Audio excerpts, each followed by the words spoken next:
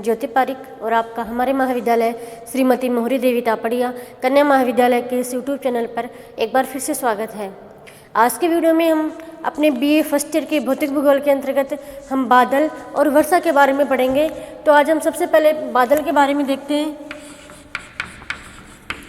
बादल, देखिए बादल किसे कहते हैं।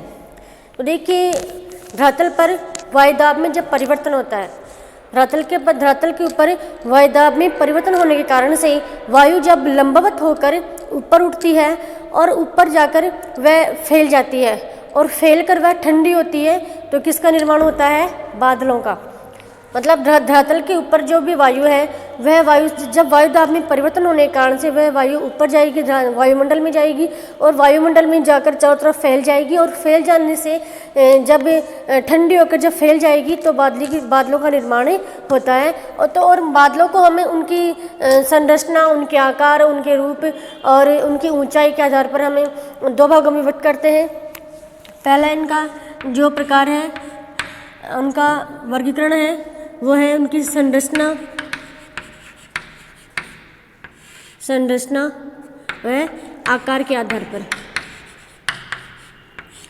आधार पर उनका वर्गीकरण करते हैं। और दूसरा उनका जो वर्गीकरण करते हैं वो है ऊंचाई के आधार पर।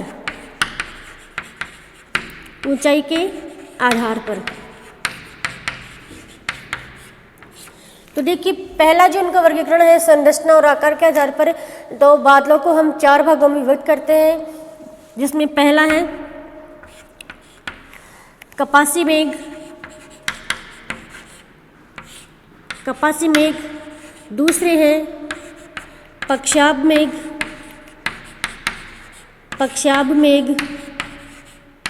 तीसरे हैं स्त्री मेघ और चौथे हैं वर्षा मेघ। तो ये इनका वर्गीकरण है किसके आधार पर? संरचना और आकार के आधार पर। संरचना और आकार के आधार पर हम बादलों को चार भागों में विभक्त करते हैं। पहले हैं कपासी मेघ, दूसरे हैं पक्षाभ मेघ, तीसरे स्त्री मेघ और चौथे हैं वर्षा मेघ। तो पहले कपासी जो मेघ है वो आकाश में बहुत अधिक ऊंचाई पर मिलते हैं और जो कपास की एक जो रुई होती है, रुई का जो ढेर होता है, रुई का ढेर, इनकी संरचना कैसे दिखाई देती है? रुई के ढेर के समान। ये दिखने में कैसे होते हैं? रुई के ढेर के समान ये जो बादल हैं वो दिखाई देते हैं और वायुमंडल में बहुत अधिक ऊंचाई पर ये बादल दिखाई देते हैं। ठीक है। और इनकी जो दिखने में ये जो बादल है वो ऊपर से गुम्मदाकार रूप में होते हैं, इस तरीके से गुम्मदाकार रूप में होते हैं और नीचे की ओर समतल होते हैं, इस तरीके से। और वायुमंडल में बहुत अधिक ऊंचाई पर जगह जगह जैसे रुई के जो ढेर पड़े हैं उस तरीके से ये बादल दिखाई देते हैं। ऊपर से होते हैं गुम्मदाकार में और नीचे से समतल होते हैं। ठीक है, ये हम होते हैं कपासी मेघ। ठीक है। दूसरे हैं पक्षाभ मेघ। तो जो पक्षाभ मेघ होते हैं वो एक सफ़ेद, जैसे इनका जो दिखने में ऐसे होते हैं जैसे मानो कि एक सफ़ेद पक्षी के पंख हों। एक दिखने में होते हैं सफ़ेद पक्षी के पंख के समान, सफ़ेद पक्षी के पंख के समान ये बादल दिखाई देते हैं। और इनका निर्माण किससे होता है? हिम कणों से इन बादलों का निर्माण होता है। ये कौन से बादल हमारे? पक्षाभ मेघ है। इनकी ये जो बादल दिखने में कैसे होते हैं? सफ़ेद पक्षी के पंख के समान ये दिखते हैं और इनका जो निर्माण होता है वो हिम के कणों से इनका निर्माण होता है। उसके बाद है हमारे स्त्री मेघ। तो देखिए जो स्त्री मेघ है वो वायुमंडल की जो भी परतें हैं, जैसे वायुमंडल की चार परतें हैं, क्षोभ मंडल, संताप मंडल, ओजोन मंडल, आयन मंडल और बहिर्मंडल। तो इन जो परतें हैं इन परतों में ये फैले होते हैं, परतों में फैले रहते हैं ये बादल। कौन से? स्त्री मेघ। ठीक है, ये परतों में फैले रहते हैं और आकाश को पूरे कवर किए हुए होते हैं, आकाश को ढके रहते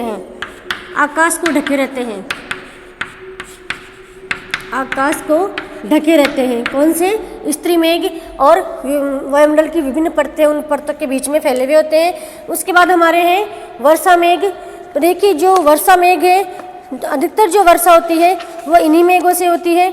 और ये सबसे कम ऊंचाई पर मिलते हैं, कम ऊंचाई पर मिलते हैं। सबसे अधिक ऊंचाई पर मिलते हैं हमारे पक्षाभ मेघ और सबसे कम ऊंचाई पर मिलते हैं वर्षा मेघ।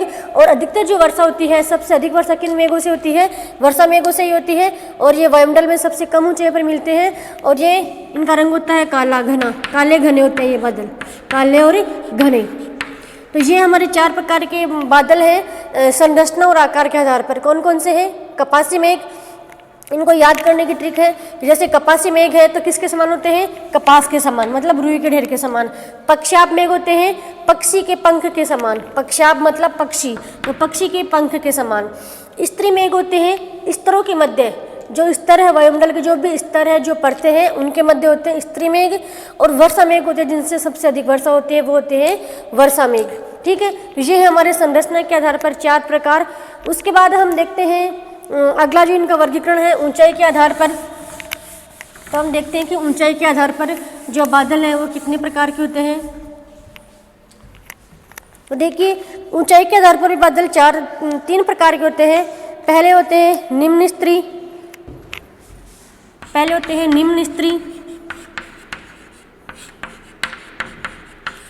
दूसरे होते हैं मध्य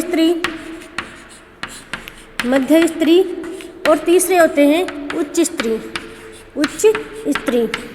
ये 3 प्रकार के बादल होते हैं ऊंचाई के आधार पर। जो सबसे अधिक ऊंचाई पर होते हैं वो होते हैं उच्च स्तरीय, जो मध्यम स्थित होते हैं वो मध्य स्तरीय, और जो सबसे कम ऊंचाई पर स्थित होते हैं वो होते हैं निम्न स्तरीय। ठीक है, फिर इनके बारे में हम देखें तो इनका जो ऊंचाई का जो हम देखें, इनका मीटर किलोमीटर कितनी ऊंचाई पर होते हैं। देखिए 2000 से लेके 2000 से लेके और 6000 मीटर तक वायुमंडल में 2000 से लेके और 6000 की जो ऊंचाई है, धरातल से लेकर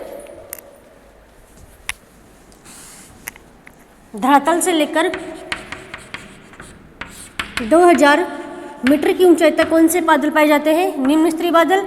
और जो मध्य स्तरीय बादल है वो 2000 मीटर से लेके 6000 मीटर तक मध्य स्तरीय बादल मिलते हैं। और 6000 मीटर से लेकर 12000 मीटर तक कौन से बादल मिलते हैं? उच्च स्तरीय बादल। ये इनकी ऊंचाई के बारे में है। ठीक है, फिर इनके बारे में हम देखें तो निम्न स्तरीय बादलों में कपासी, स्त्री कपासी,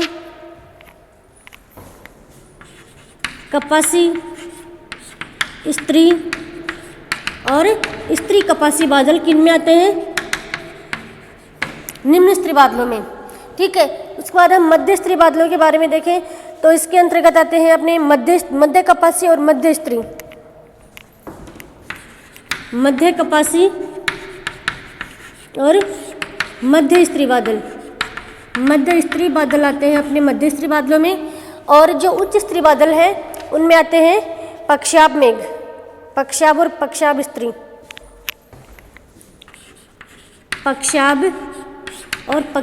स्तरीय, जो मेघ आते हैं वो आते हैं उच्च स्तरीय मेघों के अंदर। ठीक है, तो ये है हमारे ऊंचाई के आधार पर इनका वर्गीकरण। ऊंचाई के आधार पर भी 3 भागों में विभक्त किया गया है। पहले है निम्न स्तरीय, दूसरे है मध्य स्तरीय और तीसरे है उच्च स्तरीय। और इनकी जो ऊंचाई के बारे में देखें तो इनकी जो ऊंचाई है, निम्न स्तरीय जो बादलों की जो ऊंचाई है वो धरातल से लेकर 2000 मीटर तक है। मध्य स्तरीय बादलों की ऊंचाई है 2000 से लेकर 6000 मीटर तक। और उच्च स्तरीय बादलों की ऊंचाई है 6000 मीटर से लेकर 12000 मीटर तक इनकी ऊंचाई है। फिर इनमें हम देखे थे कौन कौन से बादल इनमें मिलते हैं। तो निम्न स्तरीय बादलों में मिलते हैं कपासी, स्त्री और स्त्री बादल। और मध्य स्तरीय बादलों में मिलते हैं मध्य कपासी और मध्य स्तरीय बादल। और उच्च स्तरीय बादलों में मिलते हैं पक्षाभ और पक्षाभ स्तरीय बादल। तो ये है इस प्रकार से ये हमारा बादलों का वर्गीकरण है। तो बादलों के बारे में हमने देख लिया है। उससे आगे हम बात करते हैं वर्षा की।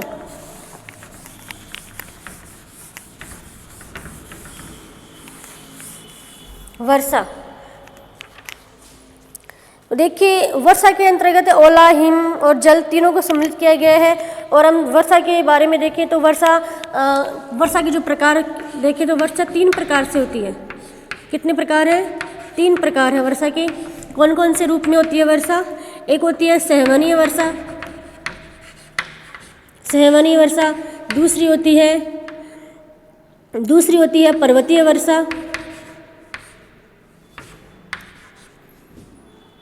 वर्षा। और तीसरी होती है चक्रवातीय वर्षा।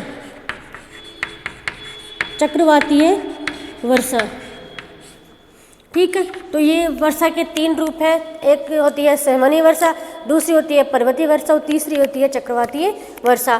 तो हम सबसे पहले संवहनीय वर्षा के बारे में देखते हैं। संवहनीय वर्षा,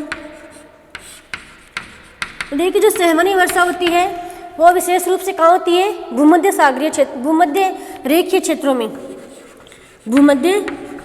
क्षेत्रों में। और वहाँ की होती है जैसे भूमध्य रेखीय जो क्षेत्र है वहाँ पर जैसे 0 डिग्री अक्षांश है, भूमध्य रेखा है, भूमध्य रेखा के ऊपर तापमान अधिक होने के कारण से तापमान अधिक होने के कारण से वहाँ की जो वायु है वो हल्की होकर ऊपर उठती है, गर्म होती है, गर्म और हल्की होकर यह वायु ऊपर उठती है। संघनन की प्रक्रिया होती है और संघनन की प्रक्रिया होने के बाद बादल बनते हैं और वर्षा होती है। जैसे मान लीजिए ये भूमध्य रेखीय क्षेत्र है। यहाँ पे तापमान हमेशा अधिक रहता है। तापमान अधिक होने से वायु यहाँ की हमेशा गर्म रहती है और गर्म वायु हल्की होकर ऊपर उठती है। हल्की होकर क्या होगी? ऊपर उठेगी और ऊपर उठने से संघनन की क्रिया होगी। संघनन की क्रिया होने से बादल बनेंगे और फिर वर्षा होगी। बादल बनकर फिर वर्षा होती है। और यह जो वर्षा है भूमध्य रेखीय क्षेत्र में होने वाली ये संवहनीय वर्षा है वो अधिकतर दोपहर बाद होती है। जब दोपहर बाद ये वर्षा होती है विशेष रूप से। और किन क्षेत्रों में होती है? भूमध्य रेखीय क्षेत्रों में होती है। तापमान अधिक होने के कारण से वायु वहाँ की गर्म होती है, गर्म वायु हल्की होकर ऊपर उठती है, संघनन की क्रिया होती है और फिर बादल बनते हैं और वर्षा होती है। इस वर्षा को हम क्या कहते हैं? संवहनीय वर्षा। ये कहाँ होती है? एग्जाम में आपके पूछा जा सकता है कि संवहनीय वर्षा किन क्षेत्रों में होती है? तो किन क्षेत्रों में होती है? भूमध्य रेखीय क्षेत्रों में। ठीक है, और कब होती है? दोपहर बाद। ये भी एक विशेष क्वेश्चन है, इंपॉर्टेंट क्वेश्चन है कि संवहनीय वर्षा होती है वो हमेशा दोपहर के बाद ही होती है। ठीक है, तो ये है हमारी संवहनीय वर्षा। उसके बाद अगली जो वर्षा है वो है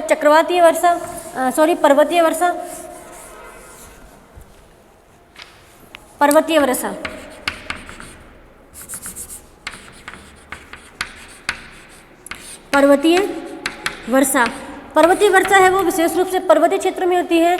और पर्वतीय क्षेत्रों में भी जो जैसे मान लीजिए ये पर्वत है, ठीक है, और पर्वतीय क्षेत्रों में जैसे मान लीजिए जो वायु है वो चल रही है, जलवाष्प युक्त वायु है, आर्द्रता लिए हुई है, यह वायु है। और यहाँ पे यह पर्वत से टकराती है। पर्वत से टकराने के बाद ये इस क्षेत्र में वर्षा कर देती है। ठीक है, पर्वतों के जिस भाग में पवनों के द्वारा पर्वत के जिस भाग में वर्षा होती है टकराने से, तो वह होगा पर्वतों का पवनमुखी ढाल। कौन सा ढाल? पवनमुखी ढाल, क्योंकि पवने हैं जो इस पर्वत की इस ढाल के मार्ग में ही है, इसीलिए यहाँ पे जो ये पवने हैं वो इस पर्वत के इस भाग से टकराकर वर्षा कर रही है, तो ये हो गया उसका पवनमुखी ढाल।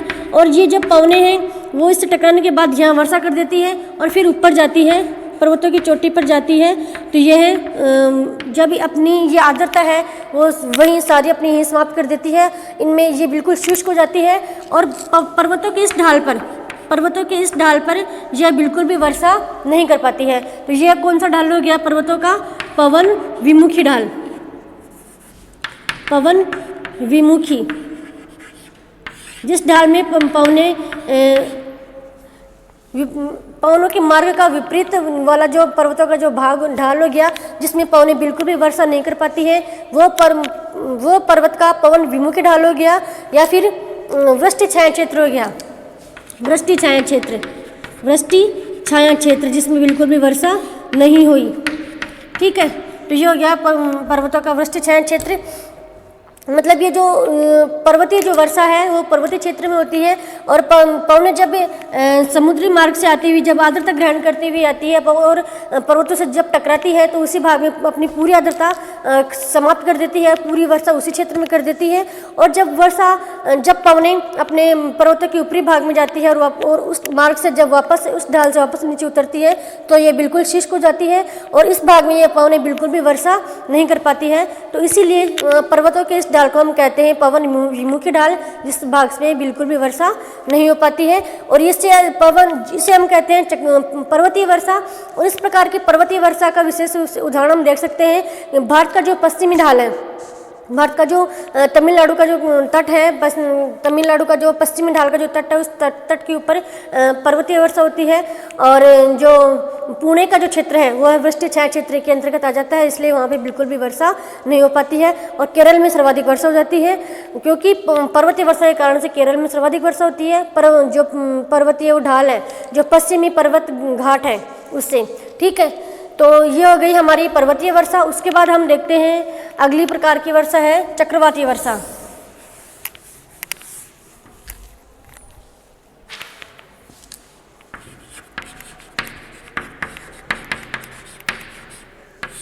चक्रवातीय वर्षा, देखिए यह जो वर्षा है यह जो शीत कटिबंध है, शीत कटिबंध क्षेत्र में जब चक्रवात आते हैं तो उससे उसी भाग में ये चक्रवातीय वर्षा होती है।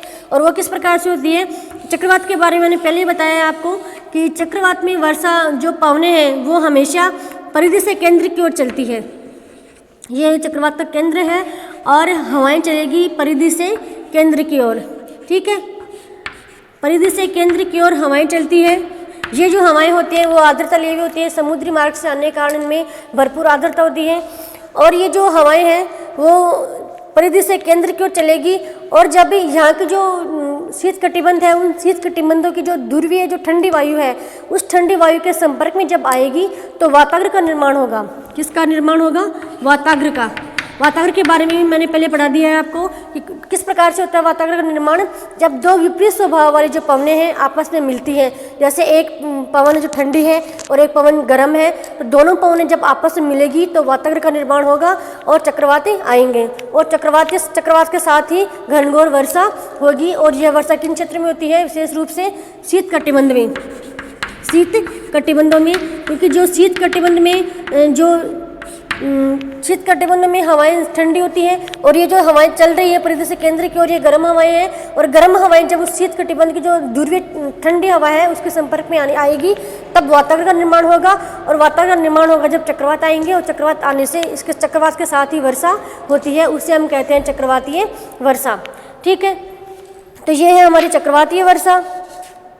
अब चक्रवात से जो हमारा राजस्थान है, जैसे भारत है, पश्चिमी भारत है, पश्चिमी भारत के राजस्थान, पंजाब, हरियाणा, इस सभी क्षेत्र, इस पूरे पश्चिमी क्षेत्र में चक्रवात, ये जो भूमध्य सागरीय चक्रवात है, भूमध्य सागरीय चक्रवात, तो उसी के द्वारा